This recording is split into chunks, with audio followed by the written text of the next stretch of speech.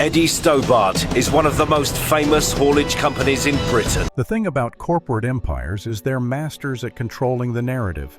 They polish the brand, manage the PR, keep the cameras focused on the shiny bits while the rest stays buried in boardrooms and balance sheets where the public will never look. For decades, when people heard Stobart, they thought of those beautiful green and white lorries rolling down British motorways with women's names painted on the front. They thought of Eddie, the proud Cumbrian who built something legendary. They thought of tradition, pride, reliability. But here's what they don't tell you in the fan magazines and the lorry spotting documentaries. Behind that carefully crafted image, behind the merchandising and the nostalgia, there's another story, a darker one filled with corporate maneuvering, financial smoke and mirrors, questionable decisions, and consequences that real people had to live with while executives walked away with millions. This is the dirty truth behind the Stobart Group, the stuff they buried in fine print, the scandals they hoped you'd forget, the chaos they tried to spin as restructuring.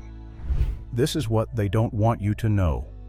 Let's start with the family drama, because that's where the rot really began to show. Eddie Stobart himself, the man whose name became synonymous with British trucking excellence, died in 2011. But long before that, control of the empire had slipped from his hands. His son, Edward Stobart, known as William to avoid confusion, took the reins in the early 2000s with big ambitions and even bigger plans. But William wasn't interested in just running a haulage company. He wanted an empire, a diversified conglomerate. So he started buying up airports, property portfolios, energy companies, biomass plants, anything that looked like it might turn a profit. The Stobart Group became less about trucks and more about being a sprawling investment vehicle trading on a name built by drivers and mechanics, not boardroom strategists. And here's where it gets messy.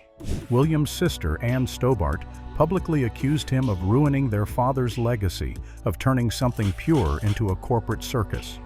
The family feud spilled into the press, with Ann claiming the company had lost its soul, and William insisting he was modernizing it for the future. But behind the public statements and the family drama was a more uncomfortable truth. The Stobart Group was using the Eddie Stobart brand as leverage, as a cash cow, while quietly stripping away everything that had made it special in the first place. Now let's talk about the accounting scandal that nearly destroyed the whole thing, because this is where the glossy corporate facade completely shattered. In 2019, Eddie Stobart Logistics dropped an absolute bombshell. They announced they'd discovered potential inaccuracies in their financial statements. That's corporate speak for "we have no idea if we've been making or losing money." The company admitted they couldn't reliably account for their own earnings. Think about that. A publicly traded logistics giant with thousands of employees, billions in contracts, and trucks running 24 hours a day across Europe, and they literally lost track of their own finances. CEO Alex Laffey was suspended and eventually left under a cloud of suspicion. The company had to bring in forensic accountants to figure out what the hell had actually been happening with the money. And when the dust settled, the damage was catastrophic. Shareholders had lost fortunes. Employees didn't know if they'd have jobs next month. And the Eddie Stobart name, once a symbol of trust and reliability, was now associated with financial chaos and corporate incompetence. But the accounting scandal was just the tip of the iceberg. Let's dig into how the company actually treated the people who made it run, the drivers. For years, while executives were pulling down six-figure salaries and performance bonuses, the men and women behind the wheel were dealing with brutal conditions that the PR department worked overtime to keep quiet. Drivers reported being pushed to work dangerously long hours to meet impossible delivery schedules. The pressure was relentless. Miss a delivery window and you'd face disciplinary action, but complain about fatigue or safety concerns, and you'd be told you weren't team players. There were allegations of wage theft, with drivers claiming they weren't properly compensated for waiting times, loading times, or overtime. Some reported being forced to work as self-employed contractors rather than employees, which meant the company could dodge responsibility for things like sick pay, holiday pay, and basic employment protections. And here's the kicker.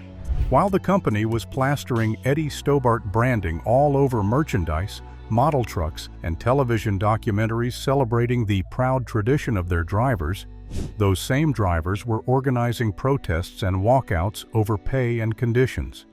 In 2019, just months before the accounting scandal broke, drivers at multiple depots threatened strike action over what they called poverty wages and disrespectful treatment.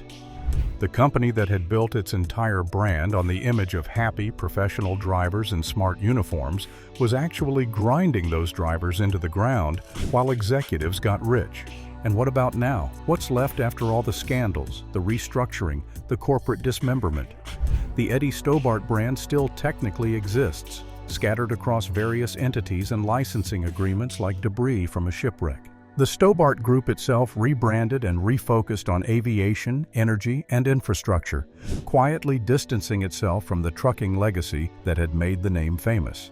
Eddie Stobart Logistics limped along under various owners and was eventually merged with another logistics firm called Wincanton in 2024. The green and white lorries are still out there, still rolling down British motorways, but they're essentially props now. Visual reminders of something that doesn't really exist anymore. The drivers aren't employees of Eddie Stobart in any meaningful sense. The company culture that Eddie built is long gone. The pride, the community, the standards that made people stop and point when they saw those trucks. It's been systematically erased by decades of corporate reshuffling, private equity extraction, and executive greed.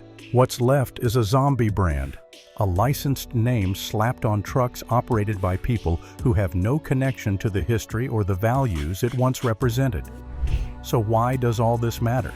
Because the story of the Stobart Group isn't just about trucks or logistics or corporate mismanagement.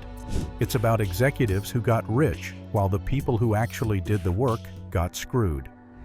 It's about a family name being weaponized as a brand, stripped of meaning, and sold off piece by piece. It's about fans and employees who believed in something, only to watch it get gutted from the inside while the people responsible walked away counting their money. The Stobart Group doesn't want you to know this story because it destroys the mythology they spent decades building. They want you to remember the shiny lorries and the proud British tradition. They don't want you thinking about the accounting fraud, the driver exploitation, the corporate cannibalism, or the executives who profited from the collapse. But the truth has a way of surviving even when they try to bury it. And the truth about the Stobart Group is this: behind the green and white paint, behind the carefully managed image, was a corporate machine that chewed up and spat out everything Eddie Stobart actually stood for. That's the legacy. That's what they don't want you to know. And now you do. Retry Claude can make mistakes. Please double-check responses.